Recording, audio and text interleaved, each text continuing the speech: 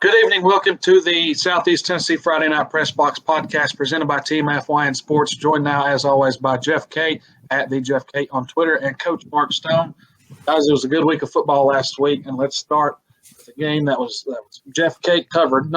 Maybe not what it was supposed to be covered on the Coca-Cola Red Zone, but that's where they went.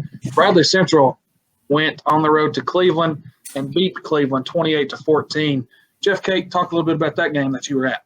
Yeah, Wes, like you said, we were supposed to be at the 2A showdown between Tyner and Marion County, but COVID issues in the Marion County school system really, much less the program, pushed that game into October. But what better game to kind of as a backup game of the week for the Red Zone with this battle for Bradley County.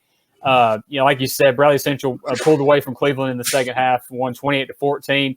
Guys, actually, Cleveland had a 14-7 lead at the half, and had just gotten a touchdown, with less than 30 seconds to go to get that lead, and really in the second half, it was all Bradley Central. They had an almost 7-minute drive to begin the second half, tie the game at 14. Then on the very next possession, quarterback Drew Lambert for Cleveland threw a pick six, and Bradley Central ran about 35 yards back to the house, and the momentum was turned right then and there. That little momentum Cleveland had at the end of the half was wiped away in about 7.5 minutes into the second half for the Bears, and they got another pick six in the fourth quarter actually to make that 14-point difference. So you take away those 2 points or those two pick sixes as a tie game for sure. But Bradley Central just find a way to win, man.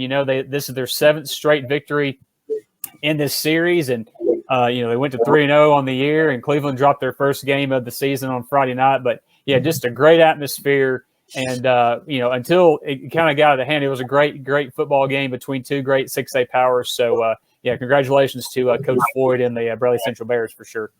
It was good having Coach Floyd on the podcast last week and get his thoughts, and then seeing them go on the road and beat Cleveland. Some other area scores from last week as I look here.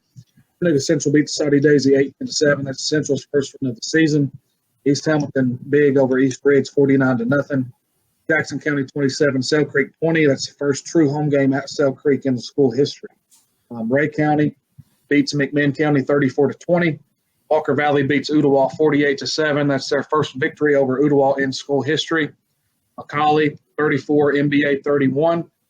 Knox Catholic 31, Baylor 21. Kingston 45, Brainerd 6, so a good reason to win for Kingston there. Knox Webb 44, Notre Dame 0. Then the game that I covered last week on the radio with 99.5 WYGL. McMinn Central goes on the road to Signal Mountain.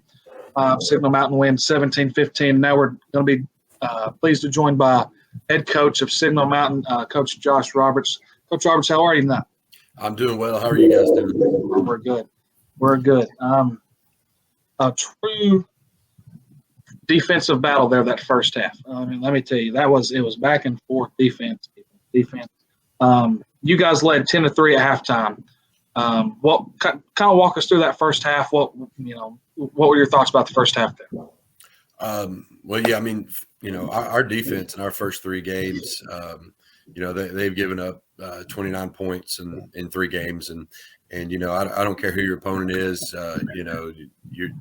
You give up less than 10 points a game, you got a good chance of winning. And so, that's one of our big things is play really good defense, offense, set them up if we have to, make them go the distance. And that was one of the things that helped. We were winning the field position battle, and in a defensive game, that's one of the things I tell the guys all the time that, just because you don't score, you put the defense back. I don't like calling plays from my own 5-yard line, 3-yard line, and so it just changes the way you do things. And so defense did really well. We moved the football up. We were in the red zone, 5 different times during the game. We just got down there and just kind of bogged down, and so majority of it was our fault. We were messing up on some things, and third game, it's still kind of one of those things. You sit there, everybody's like, "Oh, that shouldn't happen." It still does. Third game, and so we're getting better. I'm glad that we're getting in the red zone. Everybody's talks about how you didn't score, but at least you're getting there. At least you're not in back at your own 20, punting the whole game. So, we got some things to work on at offense. We switched from the wing tee to spread within the last 4 weeks here, and so we've done really well with the change. And so we still got a few things to work on. Well, you got a score to make it 17-9. And then Central comes back with less than a minute in the football game and scores to make it 17-15, and needing only a 2-point conversion to tie. Now, Central they did this same thing last week against Tellico. I don't know if you knew this. Central scored with 33 seconds left against Tellico, needing a 2-point conversion to tie. So they've been in this situation, and your defense held them there. How big was that 2-point play? Obviously, it keeps them from tying, but man, I mean, to see your defense step up and make that play, just how big was it? Yeah, I mean, we had seen it on film, and in high school from the 3-yard line, I'm sure it's a lot less than NFL and college, but in high school it's pretty much a 50-50 play, and from the 3 there, and we were in that situation last week.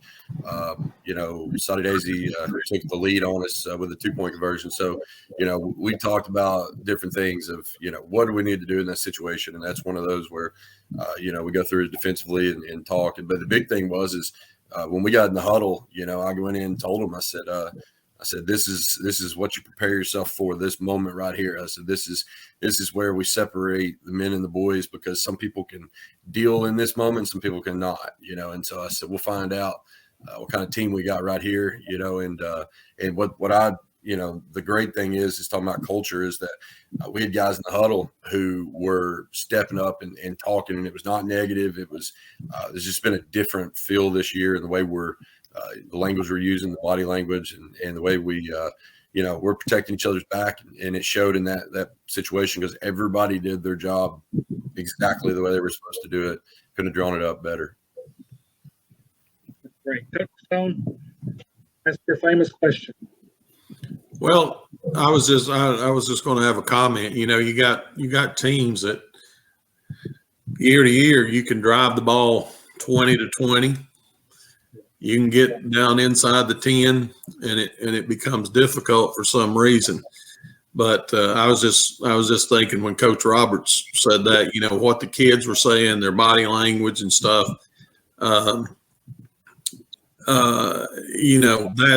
That's a sign of maturity, and there didn't seem like there was any hesitation about your football team of what they were going to. They were not going to give this play up, and I thought it was a testament to you guys, and the way you played and played that. I was talking to somebody the other day, and they were saying, McMinn Central's been in that position twice already, and it's not with a minute or two in the game, but you run into that offensively. I think Coach Roberts probably, sometimes it's just a confidence thing, and I thought you guys handled it pretty well or very well to win the football game. Of course, the only thing they could do was tie it up, but I was very impressed with you guys. Thank you. Appreciate that. Okay, go ahead and come in here. Well, Josh, we've talked off and on, just off air through text about. I kind of give you guys the cardiac kids. Well, the last 2 weeks have definitely shown. Obviously you can drive down the field and win the game offensively. Like you did against Saudi Daisy there at the end. But on Friday, I mean, do you kind of? I know you kind of mentioned like, hey, this is where you separate the men from the boys. But did you bring up that game against Saudi Daisy on that final 2-point play against Men's Central, or is it kind of just a whole new set of like circumstances saying, hey, this isn't the same as last week? Or what were you telling your kids specifically, like, going back to the week before, or was it just a whole new, motivational speech, I guess you could say? Yeah. I know it's coach speak, but, once we had the 24-hour rule, and once we watch that film on Monday, anybody who starts talking about last week's game, we just go ahead and we just, it's over, done. I don't care if you won, lost, we're moving on. So we really didn't, we talked about the situation during practice, but, it's really we've in the past, I took over 5. This is my 5th year.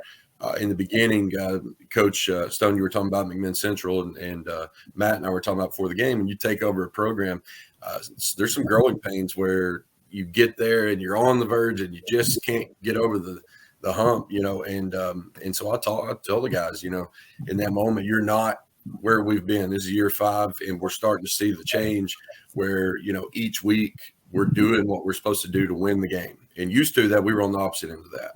And that's one of those testaments, really, guys, to keeping coaches together for 5 years. There's consistency, and so the kids know what to expect. When there's a lot of turnover, they can change things. But it's a testament to our kids really buying in, Jeff, to what we're preaching. They're high school kids, and they've got a million other things on their mind, but they're really taking that to heart, and they want to be great this year, and every team wants to be, but these guys are actually doing the extra things it takes, and that's a team that can be special. One of the hardest things I think you can do is, as a head coach, I would take about a 15-minute period on Wednesday, and we would go over, here's what we're going to do if we need a 2-point conversion. We might have 3. We may have 4 different plays, but you can't find. I mean, you saw a McMinn Central 2-point play from the week before, and that was a quarterback sneak, right? Right. And defensively, you go into that period in your practice time. And those kids are looking at you, and you're looking at those kids and saying, here's what I think they may do. We haven't seen any 2-point plays, and I thought that was a great testament to your defense, because they did something entirely different on that 2-point conversion than you had seen. And sometimes you go all year long and you never see an offense run a 2-point conversion in a scouting report, and that was what I always told my teams, is you got to rely on your coaching here. Don't let receivers inside, just do your responsibility, because we don't know what they're going to do. You better be looking for a reverse or whatever. And I'll tell you one quick one. I went to a coaching clinic my first year, and we was over at Clemson, and I think Danny Ford was over there. I believe that's who it was.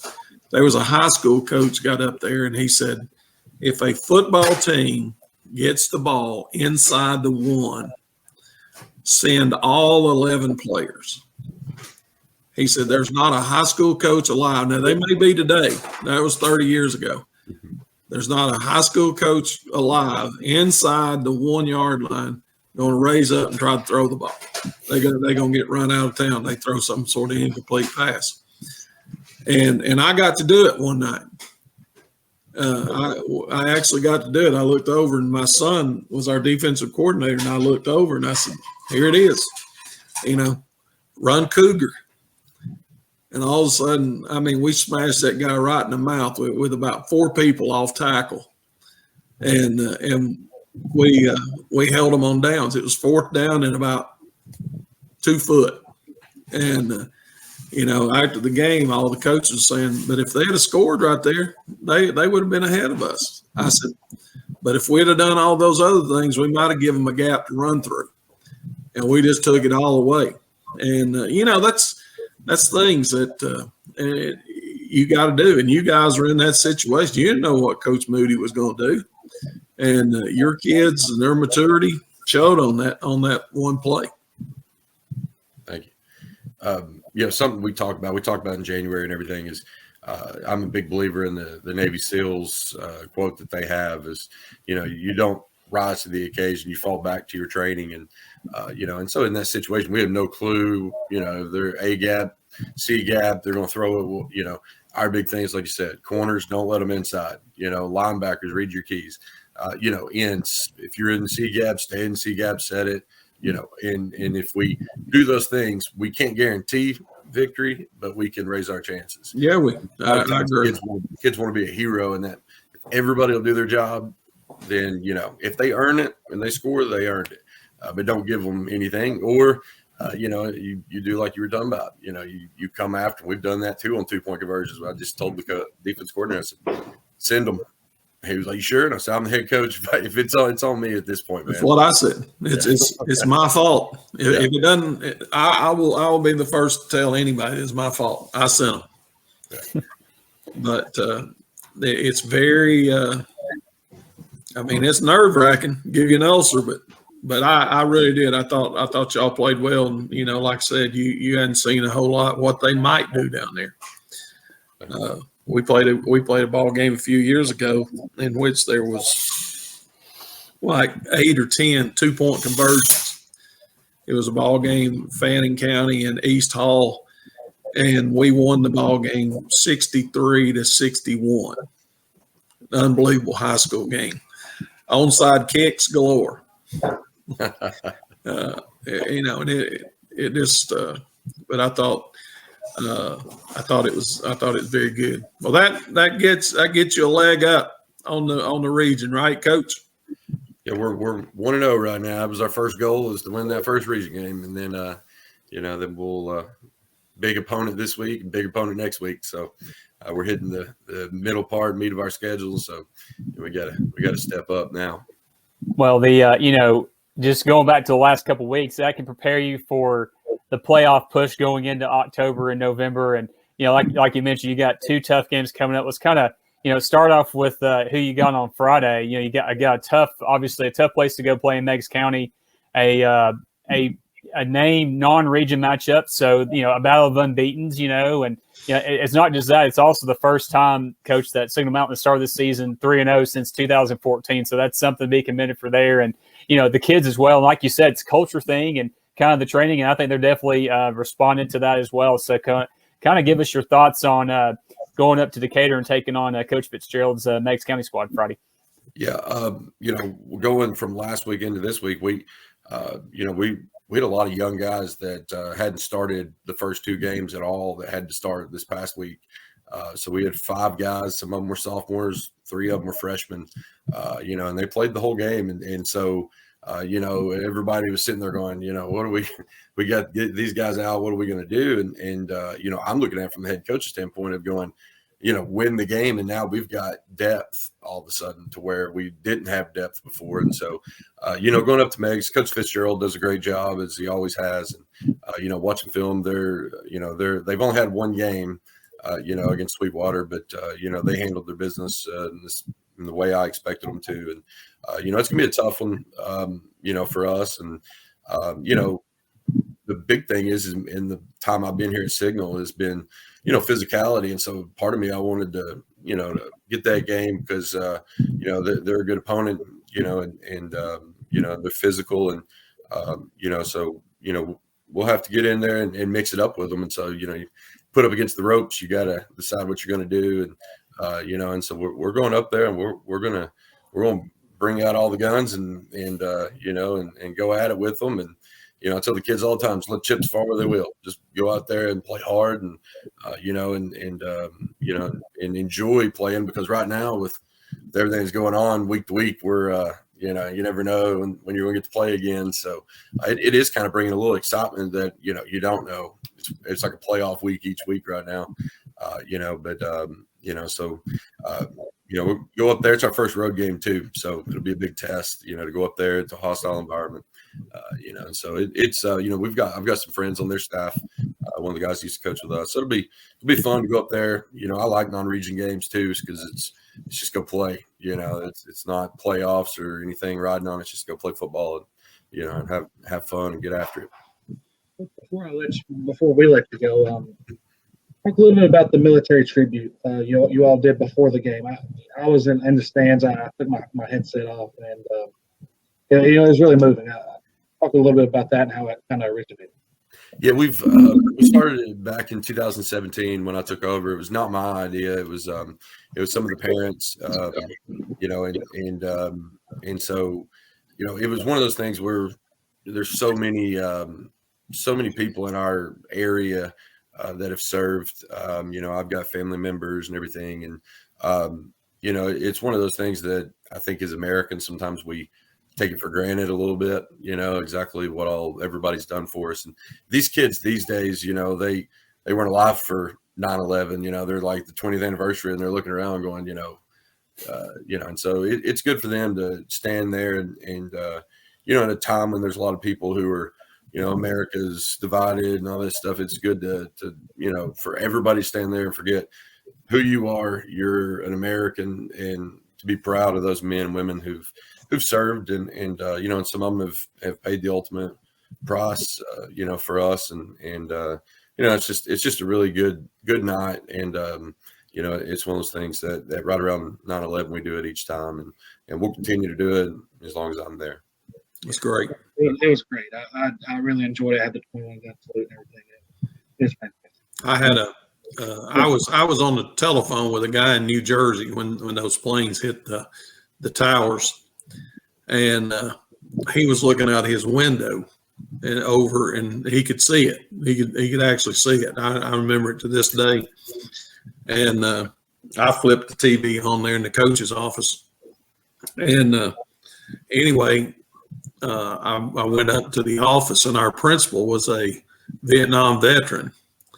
And just almost immediately, people started talking about, we're going to cancel this. We're not going to play Friday night. We're not going to do this. We're not going to do that. He said, no. He said, nothing like that's going to shut down anything we do. And, I thought it not only taught me a lesson, but it taught, it taught our kids a lesson. Something like that's is not gonna shut down our situation, our things that we're going to do, and that was very impressive, and I really appreciate it. I congratulate y'all with that. Thank you. All right, Coach Robert, we appreciate you coming on, and good luck the rest of the way. Is there anything else you want to talk about the program? I didn't hear that last part. Sorry. You got anything else you want to talk about your program?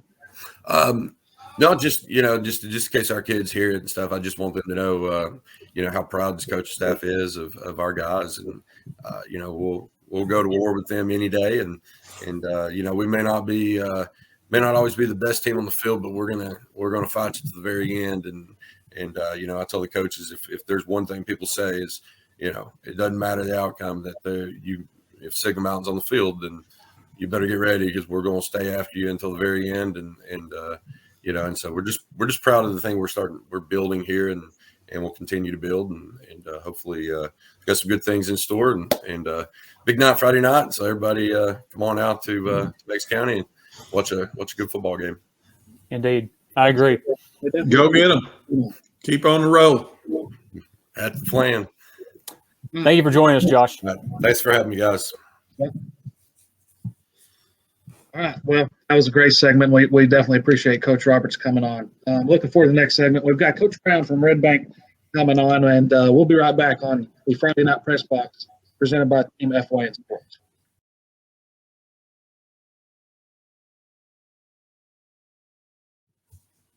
All right. Welcome back to the Southeast Tennessee Friday Night Press Box presented by Team FYN Sports. Definitely pleased to be joined now by Coach Brown from Red Bank. Coach, how are you tonight?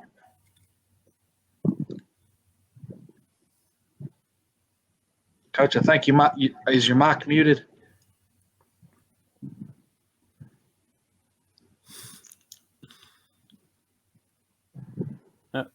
Oh, can you hear me, guys?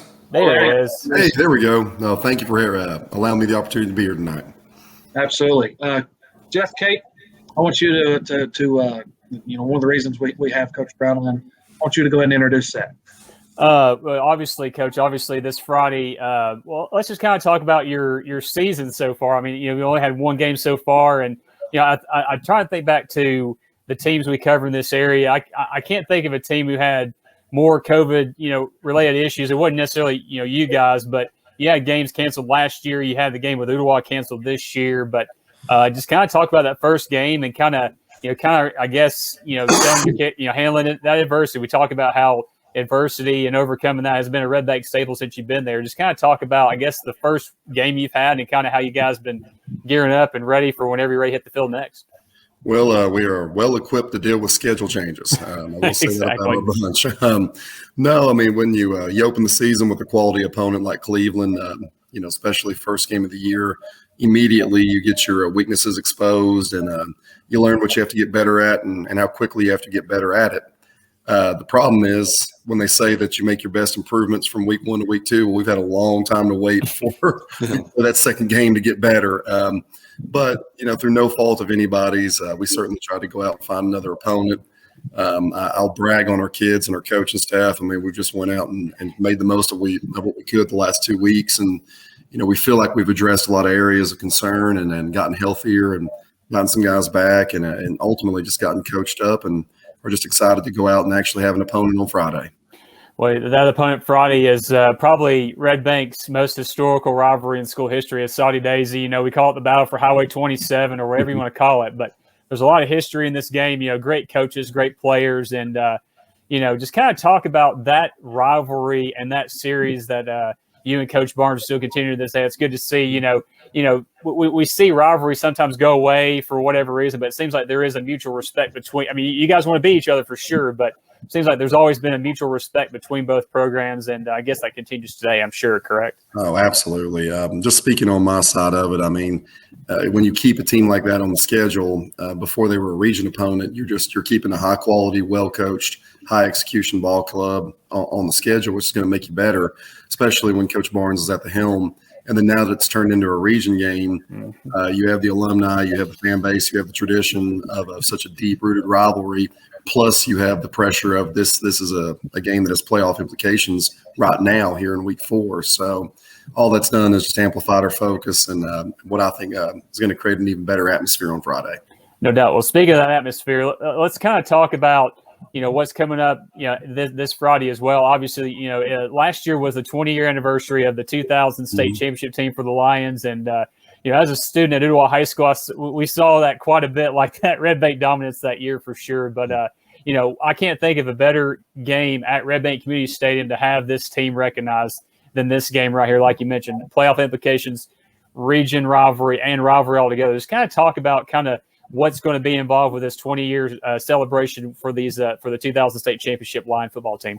Well, it's taken a year in the making. We wanted to do it right, and even though we're still working under COVID restrictions, it's still a lot better than it would have been last year. So we're excited to come back and honor that team, and that we obviously have the banner in the stadium, and our kids get to look at every Thursday and Friday, and understand that what they're representing is a lot deeper than themselves, and it goes back decades, and it really does have a championship ring in the background, everything that they do. So we're excited to have those guys back and celebrate them properly on Friday. Now, as to the specifics, I hope no one takes offense to me saying I have no idea. I'm trying to beat a really good Saudi Daisy team. We're trying to get out of the goose egg in our win column. I don't think anybody would take offense to me saying my focus has been on preparing those kids in the locker room, not at all. The ones that won the whole thing 21 years ago. Coach, I've got a question. Sure. And I ran into this a few years ago. For some reason, our schedule had back-to-back open dates. I was the offensive coordinator. And it's literally 3 weeks before you could play. How have you? I didn't handle it well. I didn't. I mean, I had 487 plays put in the offense. Just trying to keep them interested in what we were doing. Not really, but it's kind of hard, isn't it? It's very difficult because you don't know when to go hard, when to ease up. Am I being too easy on them? Are they? It's difficult. And how do y'all handle it? Well, when you play as poorly as we felt like we played our first game of the year, and you've got plenty of film to serve as motivation for why we have to go out and have another 2-hour practice, it helps. And Cleveland had a lot to do with it. I'm not taking away from anything from their victory, but a lot of that first week back. See, we were preparing for Ottawa that whole second week. Yeah. And that announcement came late. It actually came, I think, after our Tuesday practice. So we had to kind of manage some emotions there for the back end of that week. But for the most part, we had put that work in. Now, coming into our bye week, that we always felt like we could find an opponent. We always thought that we were going to be able to pick up an actual 10th game and not have to accept that forfeit. So it put a little more urgency on our kids to be prepared. We said, if you stay ready, you don't have to get ready. So a lot of what we did that week before we knew an opponent was just to get better at us, execute things better than we had at the first week of the season. And I really will brag on our kids. They did that. They stayed the course. They got better at the fundamentals. And it wasn't until late in the week that we realized, well, we're just not going to be able to pick up an opponent that meets on our terms, that we felt really the weight of it. But, great coaching staff and kids being kids, they're resilient. They bounce back. And then we got to Monday's practice, and then it was that old Men in Black flash, like, boom, whoo, okay, good. We got a team. All right, we can go. Like, it's Monday, getting ready for a game week. So we didn't experience a whole lot of that lull, but some of that was just this ever-present, we're going to be able to find somebody. We're going to play on Friday. And we tried everything we could to make that happen. But so I hope that answered your question. It becomes difficult. It's just like you were saying, you get a game canceled, you think I can get one.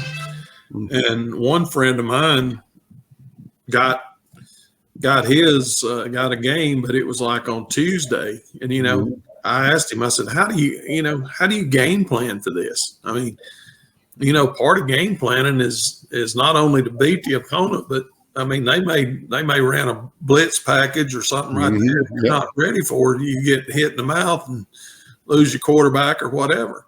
No, right. And, I mean, it's you guys. I'm talking about all you guys. That's something I never had to go through, having to do all this schedule switching and this, that, and the other. But I never did like. I asked our head coach, I said, please don't get us 2 weeks off again. Smart man. It was good for us. We was able to break ourselves down and get some more people ready, week or so, set some of our kids out of practice and, maybe get a quarterback more ready or right. a lineman or whatever. But my hat's off to you guys. That'd drive me crazy. I wasn't very fun to be around. My wife's on the couch laughing. She knows I was it was not good. Not a great sentiment from the top down, but we managed, and here we are. We got one more practice, and it's go time. We had I'll tell one story. We had a playoff game one year, and McMinn Central hadn't been in the playoffs in I think 12 years, and we got a team that was 1-9. And they got in the playoffs at 1-9. I mean, it wasn't my fault, wasn't their fault, right? But they actually called up on Wednesday and said we're thinking about calling TSSAA and forfeited. Oh man! And I mean, we had a home playoff game. Tennessee was playing Notre Dame on that afternoon. People were going to the Tennessee game. They were coming back to McMinn Central, and everybody's all hyped up. And I just said, no, you can't do this. You can't do this. Community is jacked up to play, and they were wanting to call off a playoff game, and I was like you said, I was miserable, and everybody around me was miserable for the next day or two. But go ahead. I'm sorry, Coach. I obviously with the you shouldn't have to worry about what your opponent will be based on kind of the COVID stuff going on. Kind of talk about. I'm sure your upperclassmen are able to handle a lot of things that normally you be doing that to kind of keep the team motivated together. Just kind of talk about some of those guys. I mean, obviously, being around the program. Anybody that's been keeping up Red Bay football, obviously, the Blackman brothers, and then you got Rico Trimble and obviously Crutcher. Just kind of talk about some of those guys and those upperclassmen and kind of the leadership that they've shown, not just this year with the cancellation, but just last year as well, because that definitely has given them plenty of experience on how to handle that kind of adversity off the field. You know what I mean? Yeah, very true. I think we talked about it some last year, and with the playoff runs that we've been able to make over the last 3 years. Some of our kids have played a full season longer than most other people's. So, I mean, even our rising seniors who may not have been big time players last year, honestly, over the course of their career, they played a whole extra year. They've had an extra, 7, 8, 9 weeks of practice than other teams have. So that maturity, maybe not necessarily in age, but that maturity and experience has really paid off for us. It did last year with our patience and our I guess just being able to accept circumstances that were not in our control. Sure. And it's bled over into this year as well. I mean, we don't really have a whole lot of, roller coasters as far as how practices go, because we have a whole lot of guys who have seen a lot in their 3 to 4 year career. And I have to throw in the Gustus brothers. We have 2 twin brothers that have been 3-year starters on the offensive and defensive line. When you have those guys spread out amongst your positions, if there were to creep in some woe is me, how can this be? Those guys don't allow it, because somewhere in the course of their career, they've lived through worse. And they've seen the success on the other side of it. So we're blessed to have that kind of leadership. And we've been very fortunate to, at the collegiate level, we call that bowl practices. We've had so many extra practices and reps for these guys. And we hope that continues, honestly. But that's really benefited us over the last 2 years. You don't like to single out players or kind of like that kind of stuff. I know you don't like to single out guys, but a lot of your guys, some guys on your team are getting some college looks. Yes, sir. Kind of talk about those guys and talk about them. Well, it's at Red Bank during my tenure. I've been really blessed. It started with Calvin Jackson when I got here. I don't take any credit for his recruitment. I just kind of walked into a whole bunch of college coaches who were very interested in a talented young man. But we've gotten used to having our guys evaluated. We've gotten used to our phone calls and emails actually landing and creating interest. So for our kids, I don't want to say it's old hat, because it's never old hat. It's life-changing opportunities in front of our kids. But we are fortunate to have felt that over the last 4 years. The Gustus brothers are generating a lot of interest. Del Monte Gustus is a rock star in the classroom. The Blackman's athleticism is drawing interest from the Division II, Division III NAI level, and Alrico Trimble has proven himself to be one of the better players in the state of Tennessee, any classification. And that, like it has each year, that bleeds down. So now a lot of our talented juniors and sophomores are getting a level of exposure that they wouldn't have otherwise. And that is the same thing that happened for these kids. So, when Calvin was making plays, a young man named Lucas Brown and Clark Lockerbie were making plays. And then it bled down to BJ Ragland, just guys that you guys know about from covering us over the years. But we're watching that trickle down into the next group of Red Bank playmakers and offensive and defensive linemen. We appreciate you coming on and taking time to spend with us. Oh, pleasure. You want to talk about your program before we let you go? I'm sorry, I missed that last bit. Is there anything about your program that you want to talk about? I say it over and over again. I am at this point, I'm the 6th best head coach on my own staff. I'm incredibly blessed to have an awesome coaching staff, top to bottom. I have great kids to work with. I have an administration that anyone would die to work for in any part of the country. So my job is to go out and manage the best I can and not be a deficit to my program where so many other things are going right. So if I ever have the opportunity, I want to brag on my kids, my family, my community, my administration, and my coaches, because they're the ones that deserve credit. So I appreciate the opportunity and the platform to come on and talk about them. So thank you guys. It's turned down. Well, Coach Brown, thank you for coming on, and good luck against Saudi Daisy and the rest of the way, and this New Look region. That's great to kind of have all these local teams back in the same region. I'm sure it's going to be a lot of exciting games going down, going into September and October. So thank you again for coming on, and appreciate the time. Hey, thank you guys very much. I appreciate you guys. Go Lions. Thank you, Coach Brown. Sir.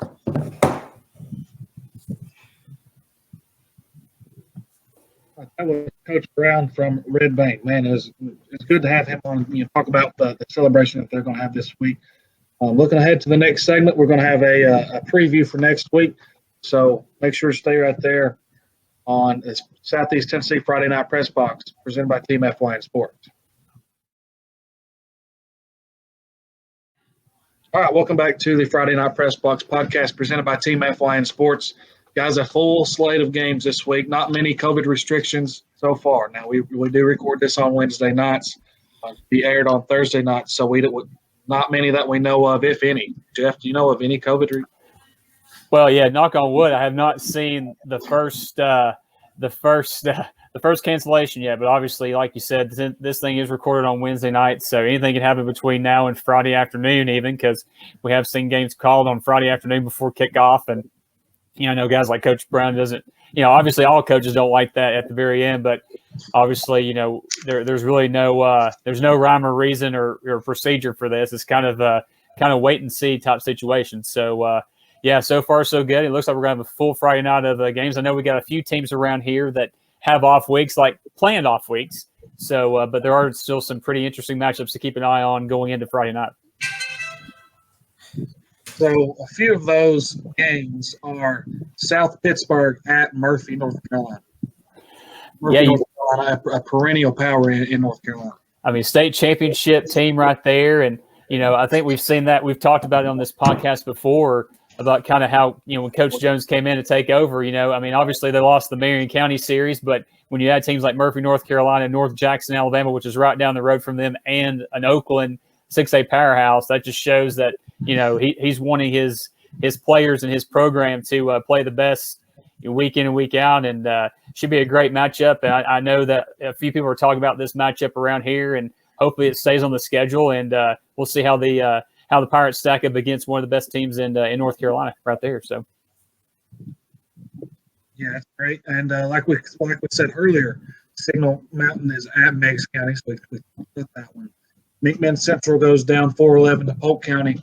Coach down Polk County's they've got it rolling. Polk County's finally, they've got some wins under their belt. McMinn Central's winless on the year. McMinn Central's probably got the better talent. Polk County's riding that emotional high. This game should be pretty good. I think it's going to be one of the greatest, one of the finest games in Southeast Tennessee. Polk County has really improved. I think McMinn Central's just right there at the cusp, stepping over into winning a football game, and I think it's going to be great. I don't know what changes Polk County has made, but they're putting up some points and they're playing good defense. Yeah, Polk County is – I don't want to say that they've shocked me, but they've shocked me. Not a lot of people would have said that they would have been 3-0 going into that big match. Here they are 3-0, and you've got to give that coaching staff and those players credit. Well, you have to. After the year they had last year, I'll just be honest with you. I wasn't very impressed with them last year, but I've seen a little bit of some clips on them, and Coach Brewer and his staff has done a great job. I think he's got, if I'm not mistaken, he's got the principal, Ronnie German, out there as one of his coaches, and I coached with Ronnie, and Ronnie is a great football coach, and that's great, But I think it's going to be a good football game. I don't know what they're doing on offense, but they're putting up some points. It's not the split back veer, but it's wing T-ish. I mean, they're not spread. They're not spreading it out. I think they're just running over, around, and through people. I think that's really what they're doing. Well, I will tell you this. Coach German was on the staff at McMinn County with us over there. And previous to Coach Molnak's coming in, they ran the split back veer. And, you get somebody that's pretty good with that and some kids that can run it good. I think it'd be tough on defenses of today because not many people run it. And that's the only one I've seen in the past 4 or 5 years that run that type of offense. It's just like in the college. There's not many. You ran into Georgia Tech at the college level there for a long time. It was tough on defenses. Yeah. It was real tough. You just don't see it. And most of the time, you've only got 1 week to prepare for it. Mm-hmm. And that's tough. Well, that defensive coach has got to get somebody on quarterback or dive quarterback and pitch every time, and it's something that you don't see. It's something that you do not see. prior to me going to, or when I first went to Fannin County, they ran that Georgia Tech double slot thing, and it was ugly. We had a quarterback that was a magician with that thing. Had a fullback that would hit it up in there, and I mean, just kids love to block, and they love to do it, and they just they executed it well. So apparently, I think Polk County has really grown up. We've talked about Saudi Daisy and Red Bank a little bit with Coach Brown. If that's going to be a great game, down there at Red Bank Memorial Stadium.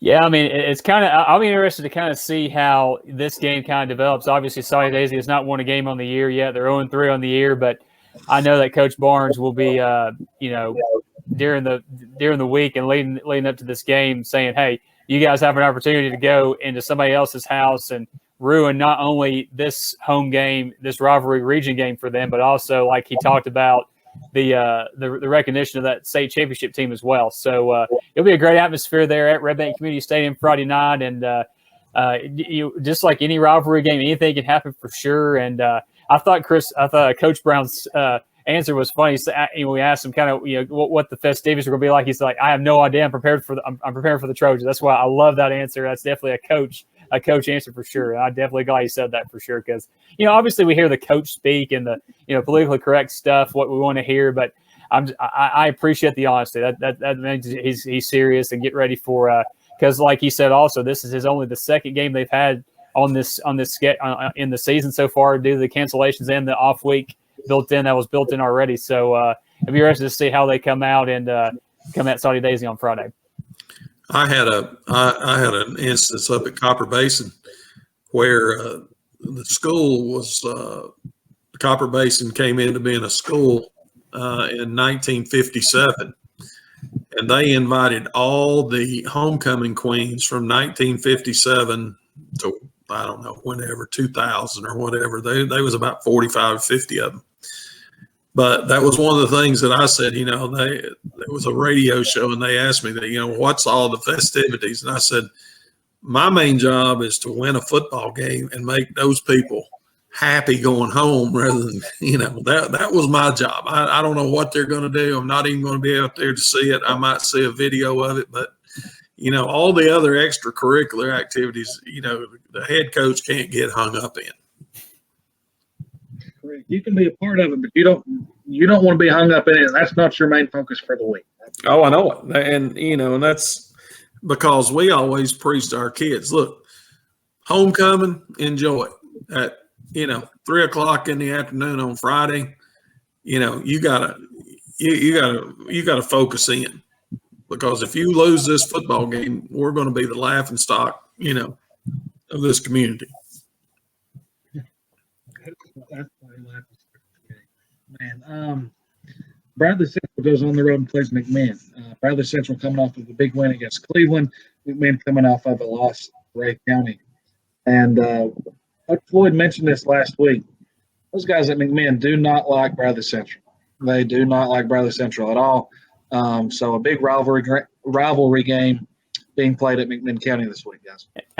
Like you also mentioned last week, this will be the third, quote, rivalry game for Bradley Central, dating back to the second game against, at Walker Valley. They got a big win there, obviously a big win at Cleveland last week. And, this is another game where they got to go on the road, be road warriors, and go into a tough place to play. McMinn County, that's a scene where, in covering games and going there for games as a student during high school where, a lot of season, preseason outlooks have gone down the toilet, or the other team has had success. So I know Bradley Central is going to be looking to continue the momentum they had, and like I mentioned in the review from last week's games, they faced a little bit of adversity. That was the first time they had trailed all year at halftime, and they found a way to come back and win. I want to see if they get put in that same position, how they kind of because they'll have those lessons learned from those first three games, especially last week, that they can rebound and come back on the road and get a victory. So,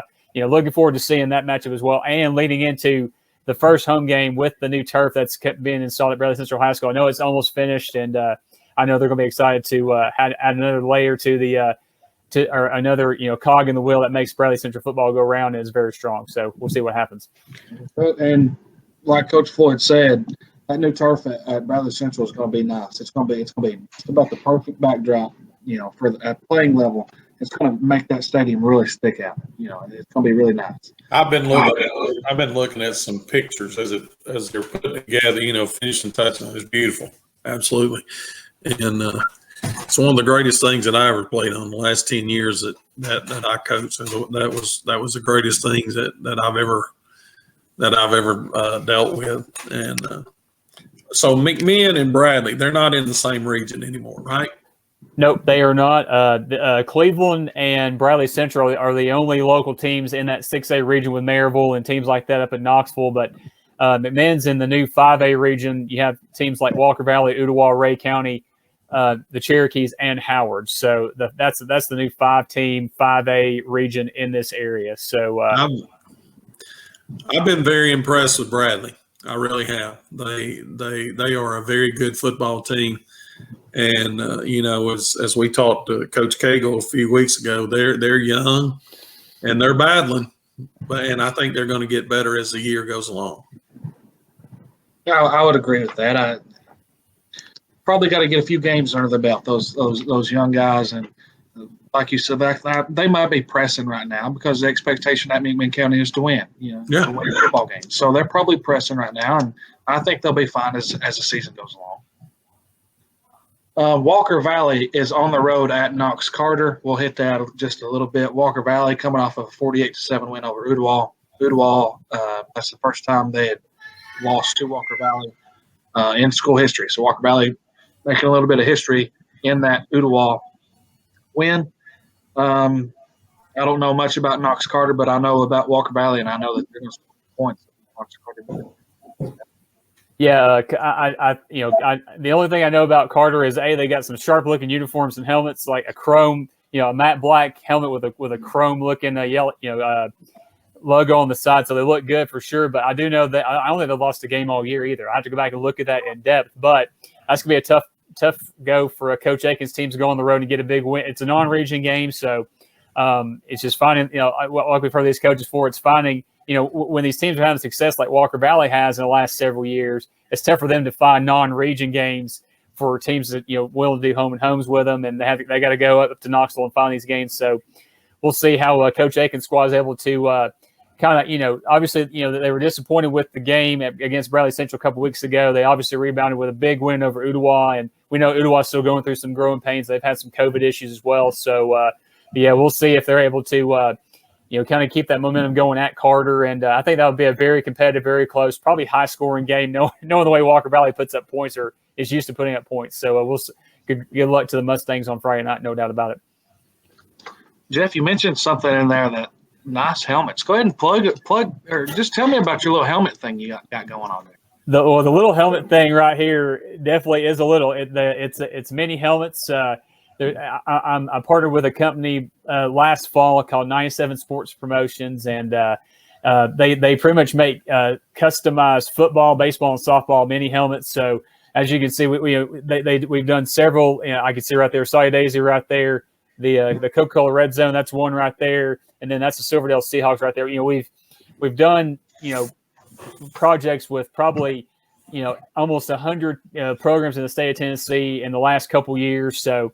Whether you're looking for, end of year banquet gifts, senior gifts, special awards. I mean, we do them for businesses too. I've seen, it could be like for a bank just to sit on the counters, at the teller window when you go into the inside the bank branch. We've done projects like that for people. And I do know that it's just the business continues to grow. The quality, they're all handmade, hand decaled by hand. So, it's not going down the assembly line and not being touched by anybody. It's made in the state of Tennessee, sold by Tennesseans. And, obviously, we love promoting, just like this podcast, we love promoting these local programs, and we like bringing the helmets that you see on Friday nights to life. So, if I appreciate the plug. Just if you're interested in anything like this, definitely send me an email, jeff@97sports.net. I'd be glad to take care of that.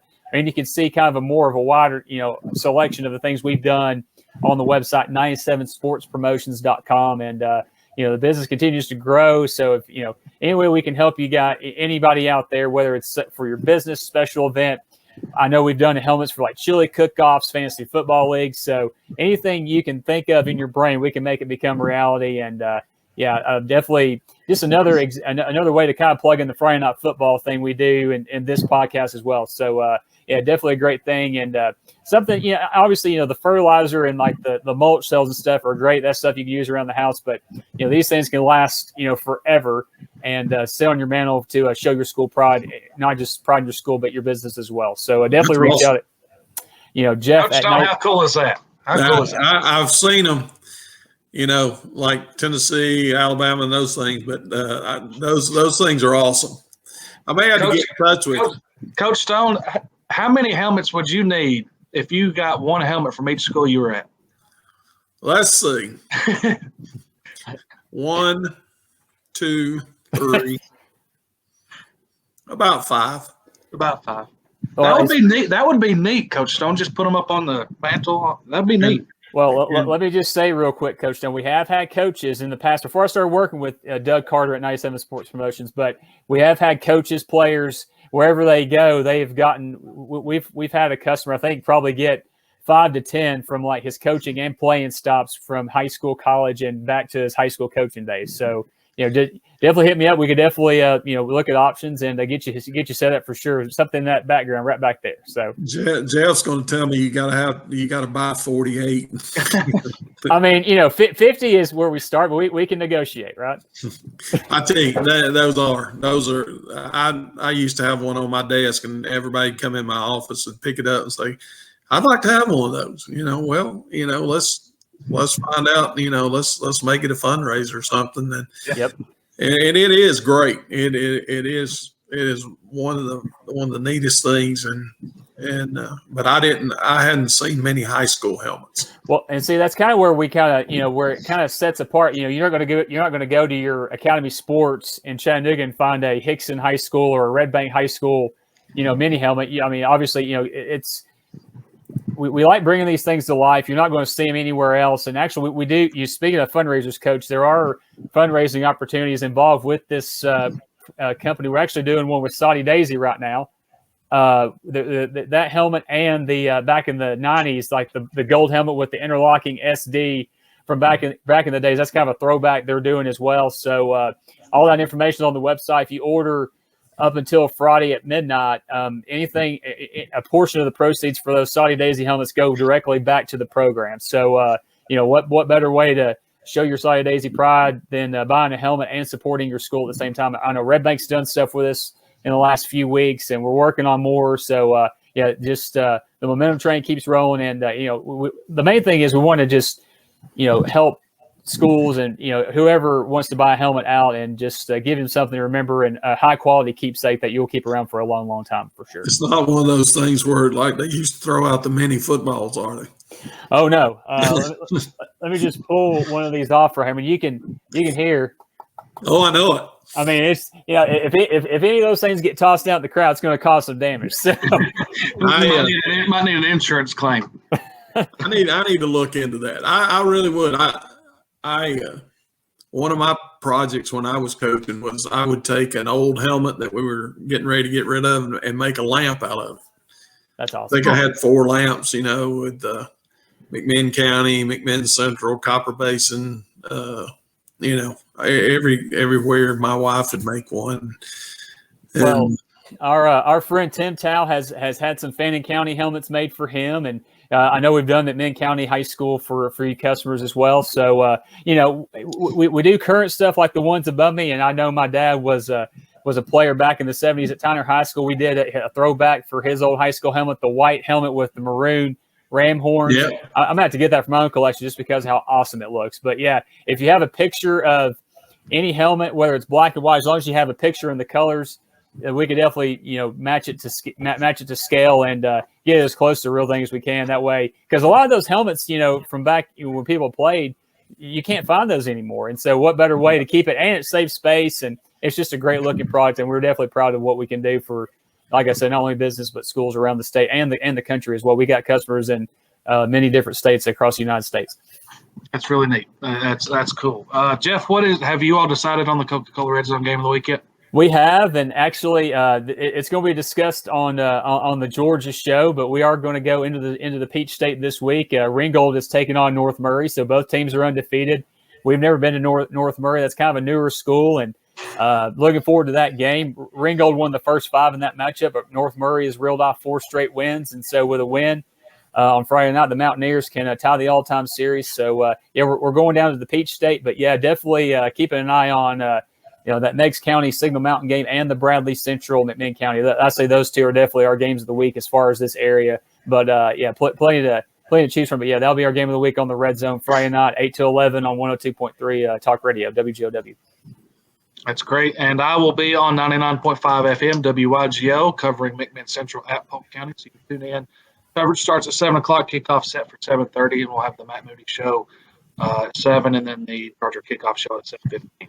I'd like to throw out, I'm going to be at Fannin County in southeast Whitfield. My youngest son is they're honoring the all-decade team, and he's the quarterback on that team. So I'd like to congratulate Trevor for being on that team, if you don't mind. Absolutely. And going up the mountain to see them play and go to that ceremony. That'll be a good time, Coach. Make sure you give Tim Taus a hard time for us. Oh, I may sit right behind him. It's third day. I believe that's what he does. Just screaming in his ear the whole day. I love it. That'll be good. Guys, a good show and another good show. It seems like I say that every week, but I really do think these are good shows, and I hope that the viewers are liking these. Yeah, for sure. And, definitely want to thank Coach Brown and Coach Roberts for just taking time to, out of their busy game weeks prepping for, Meigs County and Saudi Daisy. I know they're getting ready for battle, but we definitely appreciate those guys giving us 15 to 20 minutes to kind of not only talk about the game, but also highlight their programs. Because, like we talked about, Wes, this is why we're here, is to shine more of a spotlight on these programs, because ultimately that's what Friday nights are all about, is these programs and these communities. So we definitely want to thank Coach Brown and Coach Roberts again for joining us. That was definitely some good conversation for sure. Super. It was great. So listeners, make sure you like the post, you share them, and then listen to all. You can listen to these all on any podcast, Apple, Spotify, and any other podcast platform that you choose to use. So, guys, make sure you like it and share it for us. We do greatly appreciate that. In this week's episode on the Friday Night Pressbox Southeast Tennessee podcast presented by Team F Wine Sports. Thanks, guys. See you. Good night. See you guys.